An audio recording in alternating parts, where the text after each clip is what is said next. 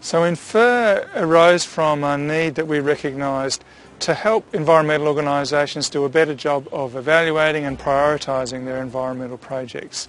From our work that we'd done with a variety of environmental organisations, we could see that this was a really challenging task because it requires people to combine together information about technical things, environmental things, social things, economic things, and that's really quite challenging. So we tried to develop a tool that would do that in a simple way and give them advice about value for money from investment in environmental projects. So that's why we called it the Investment Framework for Environmental Resources. INFFER is very simple at its core. It's really about understanding what it is you're trying to protect, to what extent those values are at threat, and most importantly, can you actually feasibly intervene to manage the threat?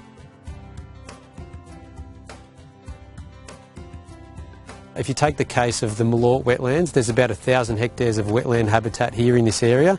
It's in a very highly modified agricultural landscape, and what this provides is a biodiversity hotspot in the landscape.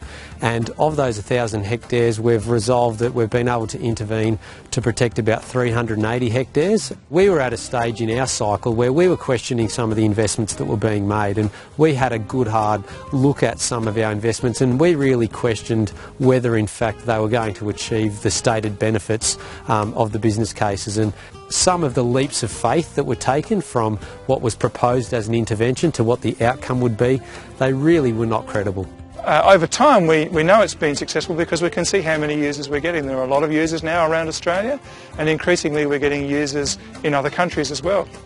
It's superior to anything else I've seen, and it's had a profound impact on our organisation and the way we think about investing in the environment. The only things that governments are going to invest in is very credible business cases that are well considered, that have community support, that are based on strong science. And what INFFER and the tools associated with INFFER give us is the ability to produce that credible business case, and that really does position you well in a very tough fight for funding.